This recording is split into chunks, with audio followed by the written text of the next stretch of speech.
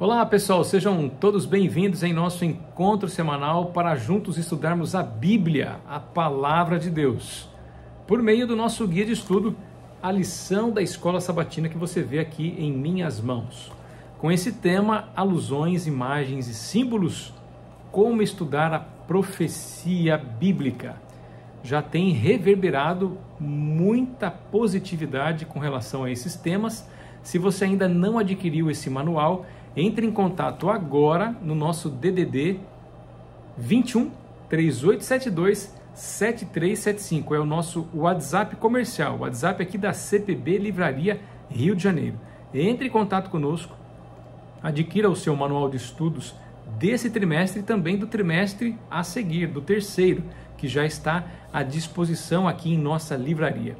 Aproveitando, você pode fazer a inscrição no meu canal, A Bíblia na Minha Vida, ativando aí as notificações para você receber esses comentários semanalmente. Combinado? Vamos juntos aqui para a lição de número 6, compreendendo o sacrifício. Você que tem acompanhado comigo aí ao longo dessas 5 semanas que já passaram, nós fizemos aqui várias abordagens, alguns princípios da profecia, o fundamento de Gênesis, imagens do casamento, as nações, parte 1 e 2, profecias com relação às nações do passado, do presente e o comportamento das nações no futuro. O que tudo isso tem a ver com a volta de Jesus. Enfim, a gente fez um bom panorama aqui.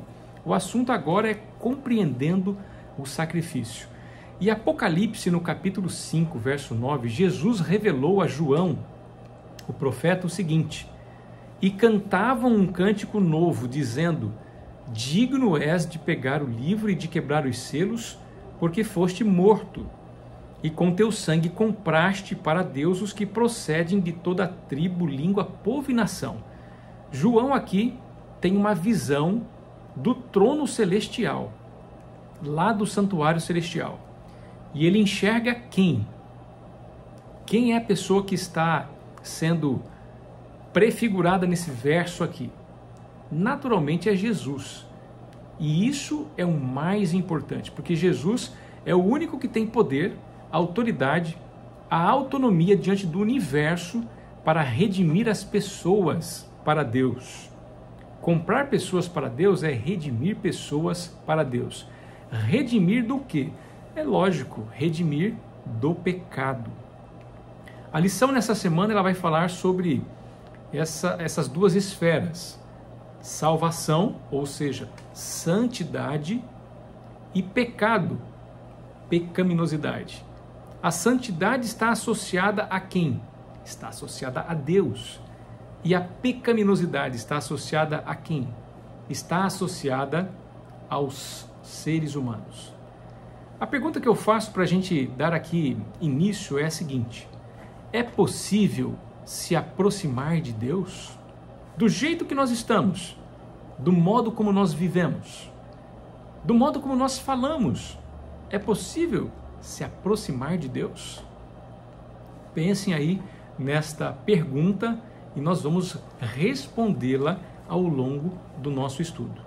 O mais importante é entendermos quem é o cordeiro do sacrifício lá de Adão e Eva, de Abel, depois do povo de Israel, até os dias de hoje. Quem é esse cordeiro? João já respondeu aqui no capítulo 1, o Evangelho de João, capítulo 1, verso 29. Eis o cordeiro de Deus que tira o pecado do mundo. Quando João Batista olhou para Jesus, isso o evangelista João relatando, ele disse: eis o cordeiro de Deus que tira o pecado do mundo. Historicamente, na Bíblia, sabemos que João Batista foi primo de Jesus. E ele pôde identificar em Jesus o Messias vindouro, que a nação não reconheceu. Como nós vimos também em lições passadas, Deus sempre tem os seus remanescentes na terra. As pessoas que acreditam em suas profecias, que se firmam em suas profecias, mesmo quando toda a nação, todo mundo até então conhecido, se dobra diante de ideias seculares.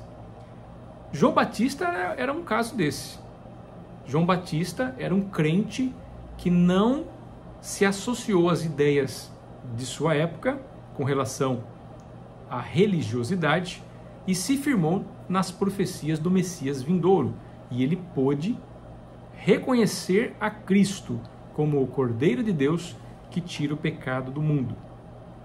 Naturalmente, essa revelação não veio somente dele, mas principalmente do Espírito Santo de Deus que o tomou, que o conduziu a fazer profeticamente essa revelação. Tá legal? Então nós sabemos que o Cordeiro do sacrifício que nós vamos falar aqui é Jesus.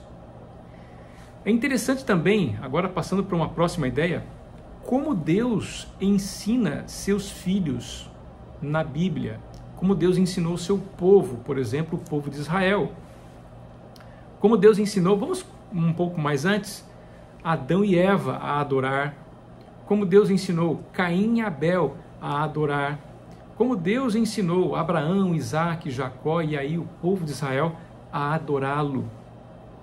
Interessante que Deus colocou rituais, cerimônias e sacrifício pedagogicamente para educar o povo a se aproximar dele, se aproximar com fé, se aproximar com confiança, se aproximar com credibilidade, com a certeza de que as ofertas providas por animais sacrificados seriam aceitas por Deus. Esta, de forma bem geral, de forma bem básica, é a pedagogia dos símbolos, dos sacrifícios realizados ao longo das eras no passado. É Deus querendo ensinar o povo a adorá-lo, a se aproximar dele. Mas tinha algo importante, algo especial, algo mágico no sacrifício? Naturalmente que não. Não havia. Por quê? Porque para Deus o mais importante daquele significado ritualístico que o sacrifício de animais provia era o coração das pessoas, a atitude mental das pessoas, a atitude espiritual das pessoas, a atitude emocional das pessoas. Isso era importante. É por isso que Deus rejeitou a oferta de Caim lá no passado. Era uma oferta de cereais, de frutas, das melhores da terra, que não eram em si ruins, mas não apropriadas para o que Deus pediu. Deus pediu uma oferta com sangue. E quem ofereceu uma oferta com sangue? Foi Abel. Caim ficou tão revoltado com a rejeição que matou seu irmão Abel. Mas o fato em questão não é a oferta em si, mas é, mais uma vez, o coração do adorador. A atitude mental, espiritual e emocional. Abel soube se aproximar de Deus porque Deus o educou, o conduziu e ele aceitou humildemente as instruções e obedeceu a Deus. Já Caim não. Além de Caim e Abel, que prefiguram, de modo geral, a humanidade pecadora com a humanidade que fora salva em Cristo Jesus, nós podemos ver um pouco mais da história de Israel. E aí eu coloco aqui as lições de domingo e segunda-feira.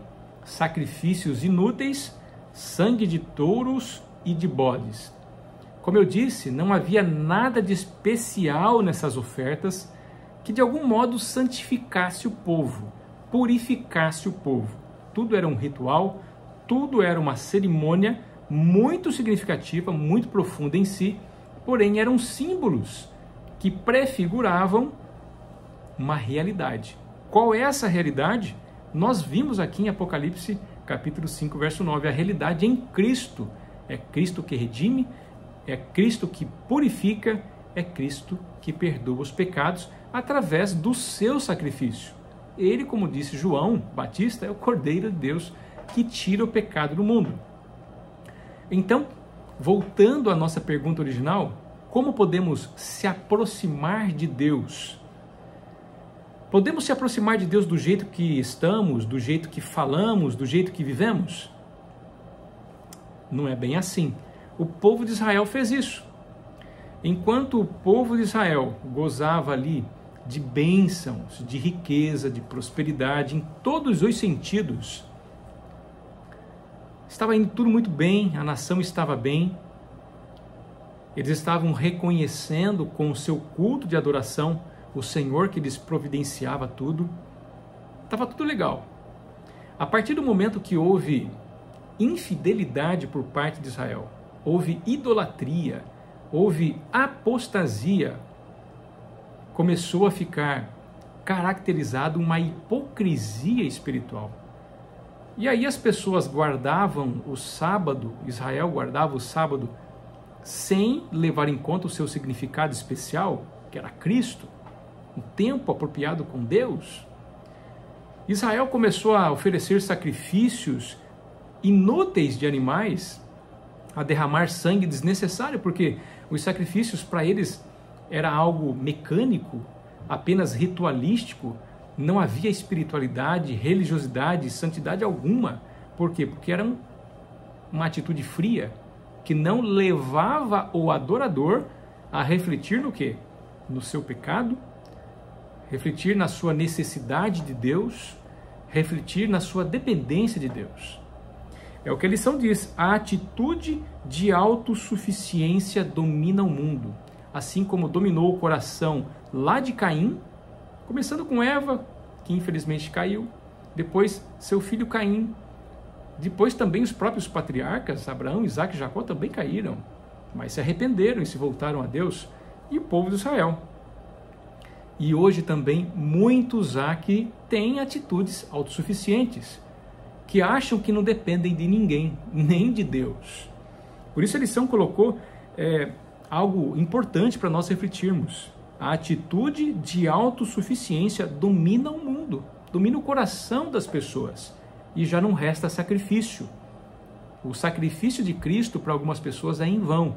Por quê? Porque não produz um coração contrito, um coração humilde para se achegar diante do Senhor. É o que Isaías diz aqui no capítulo 1, versos de 2 a 15, Isaías capítulo 56, versos de 6 a 7, e Salmos capítulo 51, verso 17. Enfim, o que Hebreus, no capítulo 10, versos 3 a 10, nos ensina sobre os sacrifícios que o povo de Deus oferecia no Antigo Testamento? É uma pergunta que se faz aqui, pergunta número 2 da parte de segunda-feira, que é muito importante, inclusive. E a resposta está ali no verso 3 de Hebreus 10. Eu vou colocar aqui: qual era o objetivo dos sacrifícios? Nesses sacrifícios faz-se recordação de pecados de todos os anos. Então, se o povo não tinha ou não fazia uma reflexão de sua condição diante de Deus, realmente os sacrifícios eram em vão, eram inúteis, como nós vimos. Qual era a meta, né? O alvo do sacrifício? Verso 10 aqui de Hebreus capítulo 10 responde: nessa vontade é que temos sido santificados, mediante a oferta do corpo de Jesus Cristo, uma vez por todas. Olha só que interessante. A prefiguração do símbolo com a realidade de Cristo é o que santifica as pessoas. Somente o sangue de Cristo pode remover multidão dos nossos pecados e nos purificar e nos santificar. Então, voltando novamente à nossa primeira questão, é possível se aproximar do jeito que nós estamos de Jesus, do jeito que nós estamos. Se você se sente pecador, se aproxime de Deus assim. Vá até Deus assim, até porque não é você quem vai, é Deus que nos conduz a Ele pelo seu santo e bom Espírito. Porém, uma reflexão deve ser feita. Senhor, sou pecador. O que Davi disse lá no Salmo 51? Lembram-se? Quando ele pecou ali com Batseba? Senhor, nos dias de hoje, né, no vocabulário de hoje, Senhor, miserável homem que eu sou. Senhor, tenha misericórdia de mim. Eu pequei contra ti e contra os céus, e já não sou digno de estar ou de ser chamado, de estar entre o teu povo ou de ser chamado teu filho. Vamos colocar aqui essas palavras. Então é preciso haver uma reflexão, um exame de consciência, para que nós concluamos que pecamos, ofendemos primeiramente a Deus, quebrando a tua lei, e naturalmente, na esfera horizontal, ofendemos uma outra pessoa, que também é filho de Deus. Então é necessário essa humildade, né, que é conduzida pelo Espírito Santo, a confissão dos nossos pecados e também o arrependimento. Se não houverem essas etapas, como o sangue de Cristo pode nos santificar? Então as pessoas hoje têm uma imagem da cruz de Cristo como algo belo, maravilhoso, e realmente é. O amor de Deus está ali revelado. Mas além do amor, ali existe uma providência, que é o quê? Um sacrifício vicário, substituinte. É para eu olhar para a cruz e pensar assim, era eu que era para estar lá, não Jesus. Eu sou o pecador e não Jesus. Mas o texto de Isaías, né, diz claramente que Jesus se fez pecador. O servo sofredor ali de Isaías, né, capítulo 51, Deus, ou Jesus, o Filho de Deus, se fez pecado por nós. Então é essa a realidade do sacrifício de Jesus. É essa a realidade a que os símbolos que Israel realizava, os rituais e cerimônias, deveriam prefigurar na mente e no coração deles e na fé deles. Muito bem, passando aqui para a parte de terça-feira e de quarta-feira, o Cordeiro Pascal era uma realidade em Cristo, confirmada por meio da profecia. Se nós analisarmos Êxodo capítulo 12, versos de 1 a 11, Isaías 53, versos 7 e 8, e 1 Coríntios capítulo 5, 7, e Apocalipse também capítulo 5, verso 6, nós vemos que a Bíblia ensina o sacrifício de Jesus como um sacrifício pascal, ou seja, ele é o Cordeiro da Páscoa. Lembram-se da Páscoa, Pesha, né? O que nos remete à festa da Páscoa, né? Se nós olharmos Israel, por exemplo, na história de Israel, nós vamos ver que Jesus fez providências para que Israel ele fosse libertado, o povo de Israel fosse libertado do Egito, provendo-se ali algumas coisas. Primeiro, o que uma família de Israel deveria realizar? Ela deveria sacrificar um cordeiro, separar um cordeiro de um ano sem defeito, e então sacrificar esse cordeiro, preparar esse cordeiro para ser consumido com pressa, porque naquele dia, naquela madrugada, Deus libertaria Israel. Os umbrais da casa deveriam ser pintados de sangue para que o anjo da morte passasse por alto nas casas israelitas, nos animais israelitas, nas crianças, os primogênitos dos animais das crianças, e não fizessem ali vítimas, né? Que Israel estivesse a salvo, e eles pudessem então se alimentar com pressa, comendo ali do cordeiro, né, que não deveria deixar restos para o dia seguinte, juntamente com pães asmos, que eram pães sem fermento, fermento que simbolizava o pecado, e ervas amargas. Aquilo tudo era um simbolismo para ficar gravado na mente e no coração dos israelitas, que Jesus seria o cordeiro sacrificado e a libertação proveria por meio dele. A lição diz aqui claramente, no último parágrafo, Jesus foi crucificado na festa da Páscoa, reforçando que ele é o cordeiro antitípico, ou seja, ritualístico, é o cordeiro que foi simbolizado antes. Em João, capítulo 18, versos 9 e 20, Cristo disse que falava francamente sobre seus ensinos. De forma paralela, os filhos de Israel foram instruídos, olha só, a escolher para a Páscoa um cordeiro sem defeito e guardá-lo, colocando-o à vista de todos durante os dias que antecediam o sacrifício, conforme Êxodo, capítulo 12, versos 5 e 6. Enfim, todos esses procedimentos em si não tinham nenhum aspecto libertador, santificador. Um pecador não poderia ser purificado, santificado por isso, mas a realidade do símbolo a que Jesus prefigurou e materializou com a sua vida deve nos ensinar que ele é o Cordeiro Pascal, ele é o libertador. Assim como ele libertou Israel das mãos egípcias, pode nos libertar do cativeiro do pecado hoje. Inclusive, Egito na Bíblia é um símbolo de pecado, assim como fermento, assim como Babilônia é símbolo de pecado. Portanto, Jesus pode nos libertar do cativeiro egípcio, babilônico ou do fermento, do pecado em nossas vidas. Amém por isso? Vamos seguindo aqui agora, tem aqui uma profecia linda que está em Ageu, capítulo 2, versos de 7 a 9. É a quarta pergunta da lição aqui na quarta-feira. Diz aqui, enquanto o segundo templo estava sendo construído, o profeta Ageu fez uma promessa surpreendente. O novo templo seria mais glorioso do que o anterior. O que essa profecia queria dizer? Vejam que tudo o que acontece com relação a Cristo e seu sacrifício foi profetizado antes. A glória do segundo templo, por exemplo, era quem? Era Jesus, e o Ageu profetizou aqui, né? As coisas preciosas de todas as nações, na linguagem Almeida Revista Atualizada.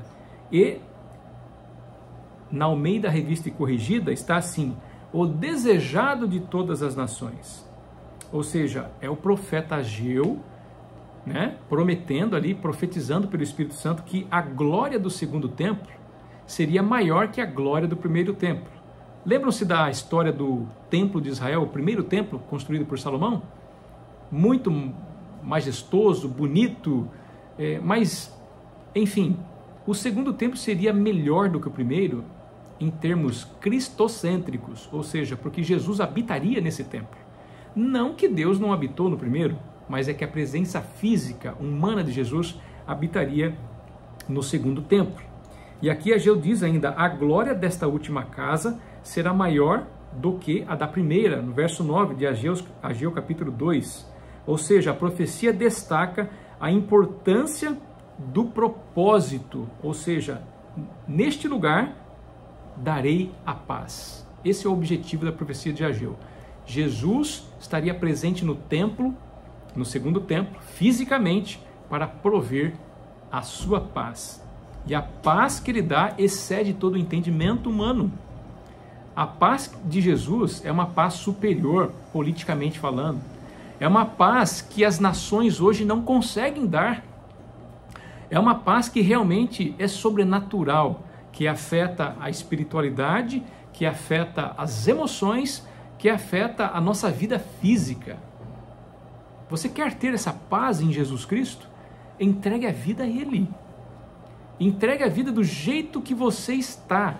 Se você se sente pecador, como eu já falei anteriormente, se você se sente que leva uma vida que não vale a pena, que é antibíblica, que é inadequada para um cidadão do céu, não se preocupe. O que você tem que se preocupar é entregar a vida a Jesus, porque Ele vai dar jeito na sua vida, assim como deu jeito na minha vida e na vida de muitos. Assim é o Cordeiro Pascal, assim é o sacrifício de Cristo. E por fim, queridos, nós chegamos aqui na parte de quinta-feira. Porque criaste todas as coisas. Eu vou ler aqui o que está no verso, na última frase do primeiro parágrafo, que é interessante. Os rituais do santuário, que funcionavam como tipos, indicavam que havia apenas um caminho pelo qual a humanidade poderia entrar na presença de Deus. Olha só, o sangue de Cristo. O sangue de Cristo. Você acha que não tem acesso para Deus? Você está muito enganado. Você acha que não pode alcançar a Deus do jeito que você está? Você está enganado. Porque nós vemos claramente aqui em Hebreus, o que nós vemos claramente em Hebreus é o seguinte, eu gostaria de ler para vocês. Hebreus capítulo 10, verso 1.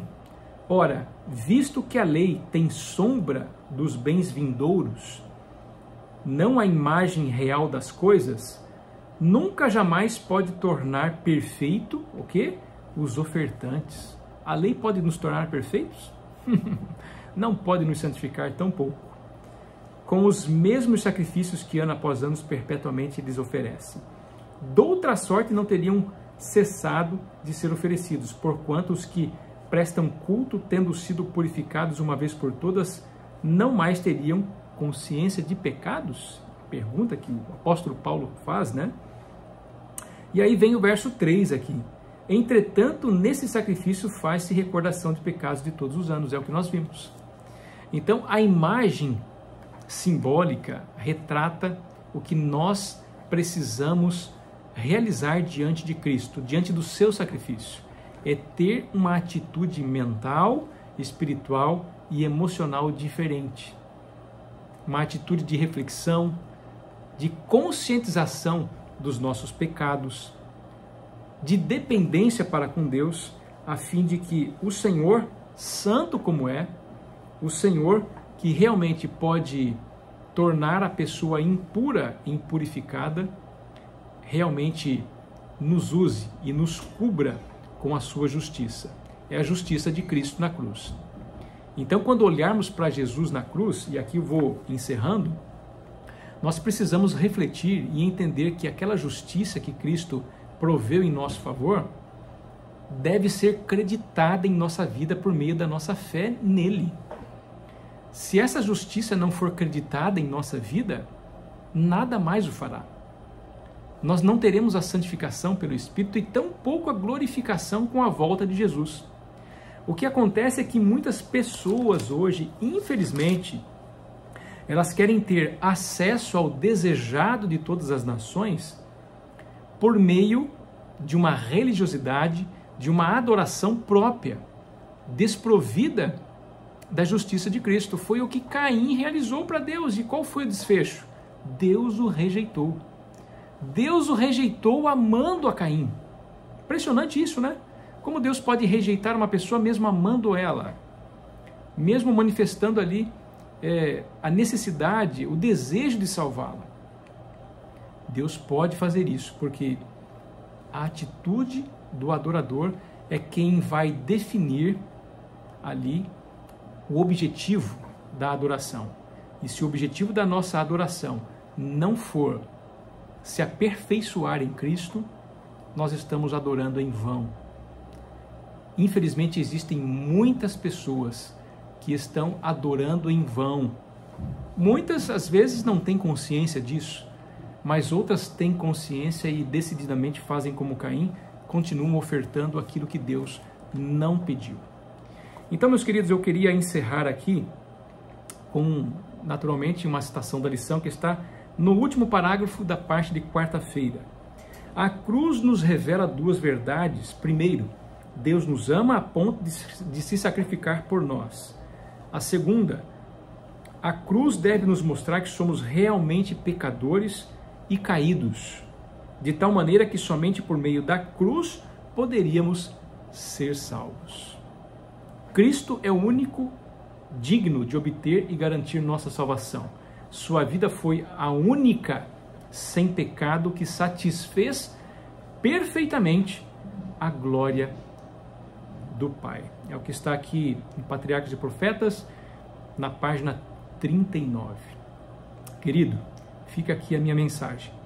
Quando você olhar para a cruz, olhe a revelação de amor como um convite para que você se arrependa, confesse seus pecados, confie em Deus, seja purificado e santificado e feliz por toda a eternidade, porque a eternidade vai começar quando Jesus aqui voltar. Amém? Fiquem ligados aí, porque na próxima semana, se Deus quiser, vamos estudar Fundamentos Proféticos, lição de número 7. Deus abençoe a todos e até a semana que vem. Tchau, tchau.